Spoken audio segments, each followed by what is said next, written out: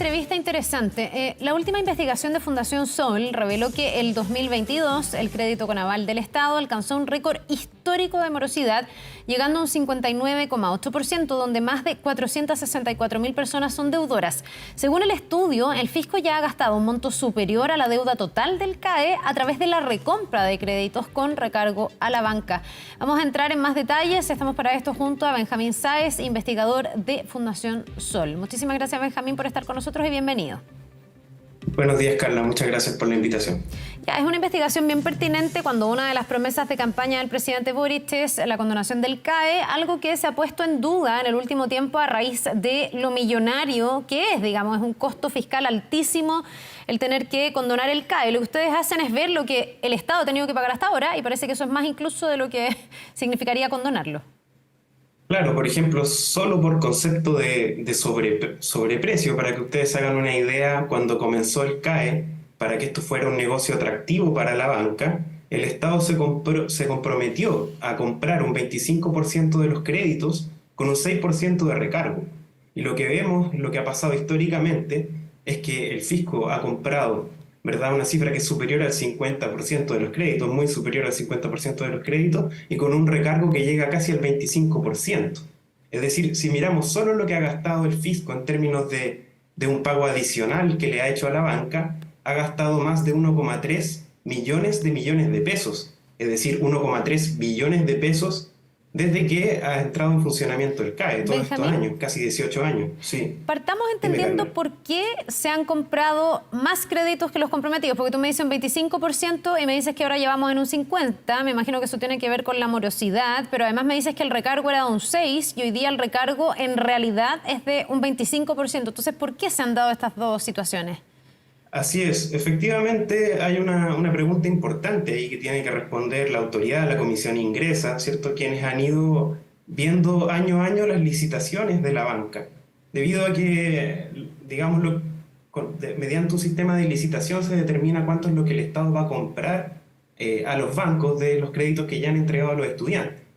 Y en ese contexto vemos que hay instituciones, digamos, son tres fundamentalmente, las grandes instituciones bancarias que han recibido gran parte del CAE, ¿cierto? Scotiabank, Banco Estado e Itaú, concentran prácticamente el 85% de los créditos CAE, ¿verdad? Y en cierta forma, digamos, en las distintas instituciones vemos porcentajes de recompra que superan en algunos casos el 60%. Esto también se da en las instituciones de educación superior y por lo tanto incluso hay casos de créditos en los cuales el acreedor hoy en día en realidad es el fisco, más que la banca privada. Y eso es una situación bastante compleja. Si miramos sobre todo el monto que se ha gastado en esta recarga, ¿verdad? Lo que se ha pagado extra al monto original de los créditos equivale a 1,3 millones. Hoy en día, para que tú te hagas una idea, Carla, la deuda vigente, el saldo de deuda de quienes están al día con el CAE es el doble de este monto. Es decir, el Estado ya ha gastado para pagarle a los bancos un monto extra, ha gastado la mitad de la deuda total de las personas que hoy día están al día con el CAE, que son 2,6 millones de pesos. Por lo tanto, es una cifra bastante grande y que nos lleva a preguntar si el Estado está dispuesto a gastar esta cantidad de recursos en la banca. ¿Por qué no se aborda el problema de fondo aquí, que tiene que ver con la legitimidad de esta deuda y el problema de la condonación? Porque estamos hablando que 6 de cada 10 personas que tienen este crédito hoy en día están morosas. Por lo tanto, es difícil atribuir, ¿cierto?, esto solamente a un problema de un comportamiento individual. Es decir, el Estado está promoviendo una política pública que hoy día abarca más del 19% del presupuesto total de la educación superior, como el CAE, que lo que está generando al Estado es un problema al futuro porque está generando altos niveles de morosidad en un grupo poblacional, ¿cierto?, que se le está haciendo la promesa de movilidad social. Por lo tanto, que hay un problema bastante profundo y que vemos que se sigue manteniendo en el tiempo y no se le pone un punto de término, debido a que este crédito, a pesar de que hoy en día existe la gratuidad, se sigue entregando a miles de personas año a año.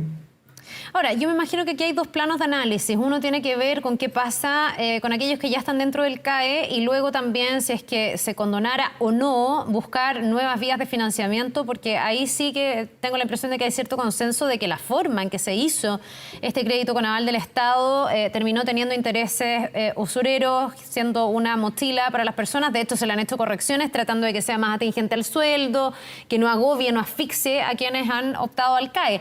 En esos dos planos hay dos cosas distintas. Más que preguntarte qué debiese pasar si se termina con el CAE, te quiero preguntar si no puede estar en el fondo dentro de la lógica de hasta ahora no perdonar o no condonar lo caro que saldría eso, por más que ya se ha gastado más que eso, lo entiendo, pero lo caro que saldría eso y con la idea de que a lo mejor el Estado lo que tiene que hacer es impulsar a que las personas paguen más que condonar, ¿o no? ¿No puede estar ahí la explicación? Bueno, hay toda una discusión, ¿cierto?, respecto a qué hacer en los distintos casos. Por ejemplo, qué hacer con las personas que se encuentran al día, qué hacer con las personas que se encuentran en mora. Aquí, lamentablemente, hay un tema socioeconómico también de por medio. Si revisamos los datos, tanto por las comunas de origen de las personas que acceden a estudiar con el CAE, ¿verdad?, como por distintos indicadores, mirando los niveles de pobreza. En el estudio lo podrán ver en detalle, pero lo que demuestra es que justamente la morosidad se concentra en los sectores de menores ingresos.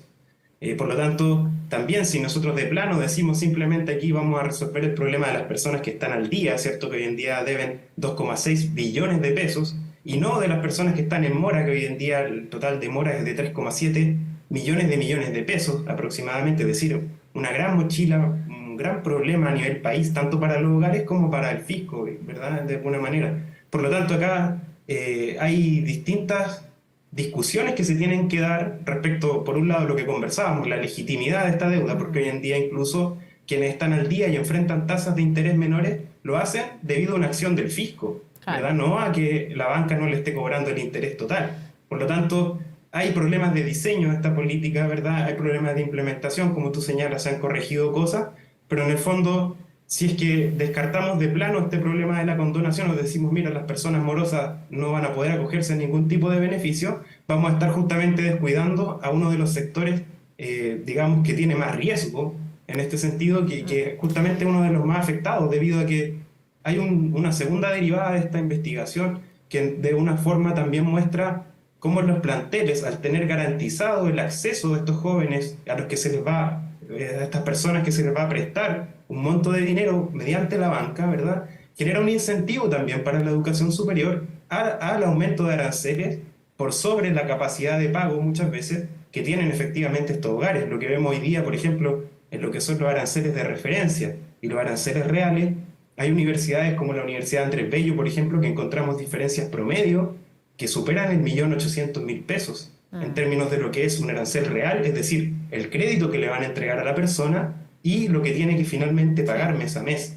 Entonces aquí también hay otra discusión que tiene que ver con cuáles son los montos de los aranceles y si entramos a esa discusión también podemos discutir efectivamente estos jóvenes, estas personas que se han endeudado por carreras que son unas de las más altas a nivel mundial. El precio de las carreras en Chile es bastante elevado. También nos podemos preguntar ahí, bueno, pero ¿cuál es la legitimidad de que estas personas estén debiendo 2, 3 veces una carrera que además ya tiene un precio que uno puede cuestionar que sea un precio acorde a lo que es el mercado?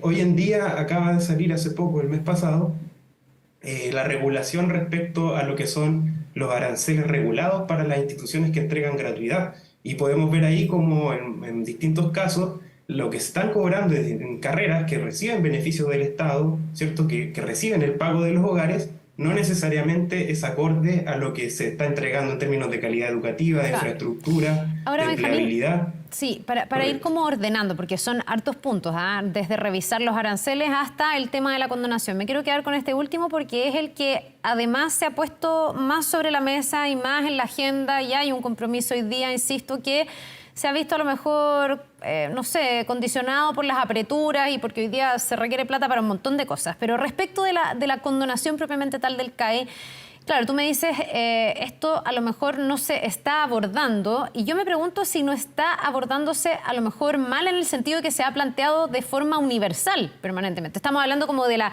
condonación universal del CAE para todos, y eso genera, uno, que sea muchísima plata, y dos, genera ruido también de quienes se han pagado y dicen, bueno, pero si yo he pagado, ¿por qué le van a condonar al que no? Pero en el estudio que ustedes hacen yo veo que hay algunas diferencias. Por ejemplo, en las personas que desertaron, donde ahí el nivel de morosidad es mucho más alto. Leía que era un 85,7%. Entonces, a lo mejor, una de las fórmulas, digo yo, y quiero saber tu opinión, podría ser el focalizar, hacer la distinción, porque no todas las personas que tienen esta deuda tienen la misma situación actual, ¿no? Correcto. Ahí, eso es, digamos, la diferencia entre discutir en serio una política de condonación que se quiere llevar a la práctica, ¿verdad? Y algo que en realidad parece ser más bien una promesa sin un contenido detrás que lo vaya a llevar a la práctica en términos reales. Porque aquí, debido a la cantidad de recursos, cuando hablamos de que el Estado ha gastado más que lo que es el monto actual de la deuda mediante la recompra y la recarga de crédito, esta compra con sobreprecio de crédito a la banca, lo ha hecho, digamos, desde que existe el CAE. Son casi 18 años, ¿verdad? Entonces también acá cuando se habla de la condonación se dice esto es mucho dinero, pero también hay que pensar en esa gradualidad. Entonces acá las personas cuando adquieren una deuda adquieren un compromiso que es en el mediano plazo, ¿cierto? No es un compromiso que se tiene que resolver necesariamente el día de mañana. Entonces en ese sentido la gradualidad, las prioridades, ¿cierto? ¿A quiénes se le va a resolver la dificultad primero? ¿O cómo se va a tratar la deuda también? Porque hay distintas acciones que se pueden tomar respecto a una persona que se encuentra morosa, que está endeudada. Hace poco, ¿verdad? Vimos una ley que lo que hizo fue sacar a las personas endeudadas por estudiar de DICOM, ¿verdad? Pero hay otras cosas, hay cobros, ¿cierto? Hay intereses de por medio. Entonces, para poder llevar a fondo en la práctica, en la realidad, una discusión sobre la condonación de esta deuda, es muy importante no descuidar estos puntos. La legitimidad, por un lado, que es lo que conversábamos, y por otro lado, cuál va a ser, digamos, el aterrizaje, el plan, un plan de mediano plazo, ¿verdad? Y que vea las situaciones más urgentes, digamos, en los próximos años, pero que tenga un plazo mayor también para resolver otras situaciones y llegar a soluciones que sean acordes a una deuda que es ilegítima en el sentido de altas tasas de interés, ¿verdad? En que muchos estudiantes, muchas personas ven este crédito como un beneficio del Estado. También en otras investigaciones hemos podido realizar entrevistas a muchas personas que han estudiado con el CAE y nos han contado esta experiencia, que hasta el momento en que se ven con una deuda han estado todo el tiempo creyendo que lo que recibían era un beneficio del Estado. Entonces, así como tú bien señalas, las personas que han pagado sus créditos, ¿cierto? Dicen, ¿por qué esta persona no va a pagar? ¿Verdad? Hoy en día hay una generación completa de personas que sí están endeudadas con la banca y que se pregunta por qué la generación siguiente, ¿cierto? Mis compañeras, compañeros que salieron al año siguiente, tienen la opción de acceder a gratuidad. Y yo solo pude acceder al CAE, ¿verdad? Sí, ahora, entonces, ahí hay preguntas también en ese sentido de la legitimidad, ¿verdad?, de esa deuda, porque algunas personas tienen que pagar, otras no, justamente porque se han ido haciendo estas políticas y no se ha abordado de fondo el problema que es el financiamiento de la educación superior, en una lógica que no sea siempre el financiamiento de la demanda, sino que también, por ejemplo, discutir cuál es el financiamiento de la oferta de educación superior que se va a hacer en Chile, porque hoy en día es mínimo y prácticamente no existe. Sí, ahora, igual no deja de llamarme la atención que tú digas que cuando se le pregunta a las personas hayan creído que esto era un beneficio del Estado y no un contrato que finalmente tú estás firmando, porque aquí todas estas personas firmaron un contrato, se comprometieron a pagar esa plata que en el fondo se les está prestando y uno supondría que entienden que cuando tengan ingresos van a tener que empezar a pagarlo y que aquí hay bancos que están otorgando esos créditos. Tú dices que eso no ocurre, o sea, que aquí ha habido desinformación que también ha significado que hoy día las personas consideren que esta medida es injusta. Porque si fuera lo contrario y había conciencia, alguien más frío podría decir, bueno, pero es que si tú firmaste el contrato, tienes que pagarlo porque hoy día te lo tendrían que perdonar, como casi todos los contratos que uno firma, ¿no? Pero aquí tú también apelas a la desinformación.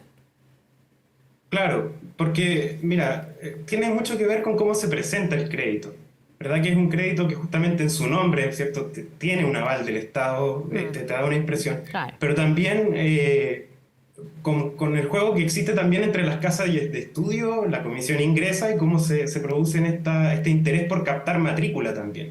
Es decir, también en el intento de captar más matrícula, muchas universidades hacen esto, prácticamente te obligan en algunos casos, te presionan, por así decirlo, para obtener este tipo de beneficios, porque es como tu forma de poder acceder finalmente a la promesa de estudiar, de tener un mayor recurso y eventualmente poder pagar. Muchas personas que ingresan a la educación superior, por ejemplo, tampoco tienen quizás tan presente el problema de la empleabilidad futura, ¿cierto? No se discute mucho también en materia de educación superior cómo ha crecido la matrícula de las distintas carreras. Es decir, el país efectivamente requiere esta expansión de matrícula. Hoy en día tenemos 1,3 millones de personas en la educación superior. Cuando inició el CAE, ¿verdad?, era prácticamente la mitad. Se ha duplicado, han aumentado en más de 638.000 las personas que han accedido a la educación superior. Ahora, eso, ¿cómo se ha hecho? ¿Quién ha definido cuánto crecen las matrículas? ¿Cuánto crece cada carrera? Eso más bien ha crecido por lógicas del mercado, simplemente, de oferta-demanda, y con este tipo de dispositivos, ¿verdad?, aparece un incentivo perverso, de cierta forma, a un aumento de la matrícula indiscriminada y a un aumento de los aranceles indiscriminados, porque hogares que, digamos, solo con su capacidad de pago presente no pueden acceder a la educación superior, finalmente terminan accediendo debido a estos recursos que entrega la banca, pero que rápidamente el Estado viene a comprarlo. Entonces, acá la paradoja también es, si se nos dijo cuando se creó el CAE que el Estado no tenía los recursos para permitirle a estos jóvenes ingresar, y finalmente lo que vemos hoy es que es una política que es mucho más cara para el Estado que el haber financiado de otra manera este acceso. Entonces, ahí es donde es importante ver como el panorama completo para tener este debate, porque se cruza, como tú bien señalas, situaciones personales que son diversas, personas que quizás tienen más conciencia de lo que es adquirir un crédito con la banca al tener un CAE, ¿cierto? Y personas que en realidad, con desconocimiento, con mucha esperanza, con mucha expectativa, ingresan a la educación superior con este mecanismo que cualquier persona que ve una política pública del Estado en general tiende a confiar, ¿cierto? No entra con desconfianza a recibir un beneficio, entre comillas, ¿cierto? Un crédito en este caso, con un aval del Estado, y por lo tanto se generan esas expectativas. Hoy en día vemos que esas expectativas se están derrumbando para muchos hogares y es un problema de fondo, y sobre todo por esta situación que tenemos hoy, que convive una política de gratuidad que también tiene sus dificultades y que probablemente las vamos a empezar a observar en los próximos años, y la política del CAE que se viene arrastrando hace un tiempo y que es importante definir. La discusión de la condonación, que como veíamos es compleja y tiene muchas aristas, y por otro lado, ¿por qué se sigue entregando un crédito que genera estos niveles de morosidad? Es decir, vamos a seguir invirtiendo dinero del Estado, del fisco, en generar una bolsa de personas deudoras que no están pudiendo acceder a esta promesa de movilidad social, ¿cierto? Que es lo que de alguna manera se les ha prometido con este acceso a la educación superior, y que, digamos, se ve posteriormente con todos los problemas de subempleo profesional y otras dificultades, los temas salariales, ¿verdad?, que terminan incidiendo en que tengamos estos niveles de morosidad. También lo que tú planteas, se empiezan a abrir estas expectativas de condonación y obviamente se hace aún más ilegítimo, digamos, el tema de pagar la deuda. Entonces comienza a aumentar también la morosidad por distintas razones. Ahí es importante, digamos, tener esta discusión de fondo y no descuidar que esto ha beneficiado sobre todo a tanto planteles como a ciertos sectores de la banca. Entonces ahí también es importante observar que hay sectores que se han beneficiado con esta política, y eso es un punto que tampoco podemos descuidar. Bien, pues interesante estudio, un insumo también para poner números en una discusión que sigue abierta y una promesa que está ahí. Vamos a ver si se alcanza a cumplir en el gobierno. Benjamín Sáez, investigador de Fundación Sol, muchísimas gracias por habernos acompañado esta mañana. Gracias, Carla. Que te vaya muy bien. Nos vemos.